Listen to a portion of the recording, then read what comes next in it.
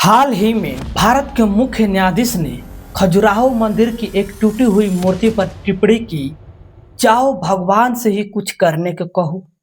यह बयान सुनकर देश भर में बहस छिड़ गई। किसी ने इसे आस्था पर चोट कहा और कुछ वकील और अन्य लोगों ने राष्ट्रपति को पत्र लिखकर बी.आर. गवई को मुख्य न्यायाधीश के पद से हटाने की मांग की। हमारे आराध्य प्रभु विष्णु को लेकर उपहासजनक और आपत्तिजनक कुछ टिप्पणियां की गई, जिसको लेकर हमारे देश का हर सनातनी और वह हर व्यक्ति जो देश के संविधान में विश्वास रखता है आहत है। लगातार सोशल मीडिया पर लोग देश के सर्वोच्च न्यायालय के मुख्य न्यायाधीश द्वारा माफी मांगने की बात कर रहे हैं। तो किसी ने इसे तार्किक और बिल्कुल सही बात बताया।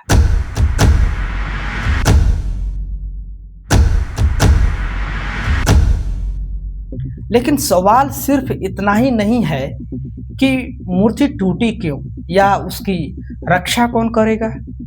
असल सवाल यह भी है कि यह मूर्ति वास्तव में किसकी है। कुछ लोग इसे विष्णु की प्रतिमा मानते हैं, तो वहीं कुछ अन्य लोग कहते हैं कि इसकी कला शैली, भंगिमा और नक्काशी इसे बौद्ध परंपरा से जोड़ती है।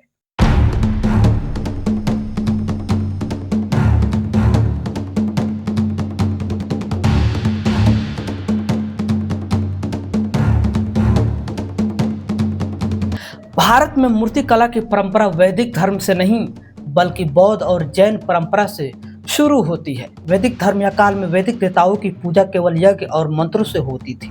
मूर्ति पूजा का कोई स्थान नहीं था। मूर्ति और स्तूप निर्माण की ठोस परंपरा मौर्य सम्राट अशोक के समय से आरंभ हुई, जब उन्होंने पूरे भारत में स्तंभ, शिलालेख और स्तूप बनवाए।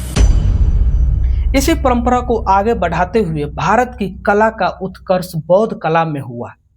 प्रख्यात विद्वान आनंद कुमार स्वामी और अलेक्जेंडर कनिंघम ने अपनी पुस्तकों में लिखा है कि प्राचीन भारतीय मूर्तिकला की जड़ें बौद्ध और जैन परंपरा में गहरी है।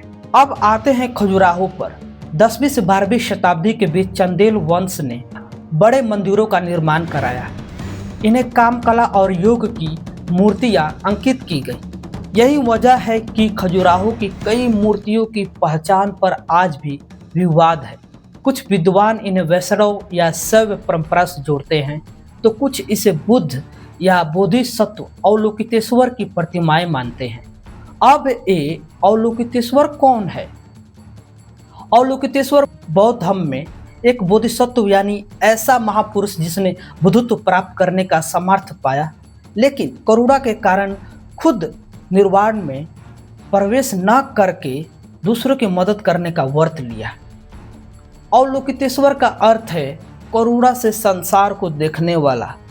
इन्हें करुणा के प्रतीक के रूप में पूजा जाता है। भारत में गुप्त काल और पाल काल की बौद्ध कला में अवलोकितेश्वर की मूर्तियां बहुत बनी। इन्हें अक्सर 1 से 11 सिर और अनेक हाथों वाली मूर्तियों में दिखाया जाता है। हाथों में कमल, माला, पात्र या विभिन्न प्रतीक होते हैं। क्या यह प्रतिमा सच में विष्णु की है या फिर यह बोधिसत्व अवलोकितेश्वर यानी बौद्ध कला का हिस्सा है?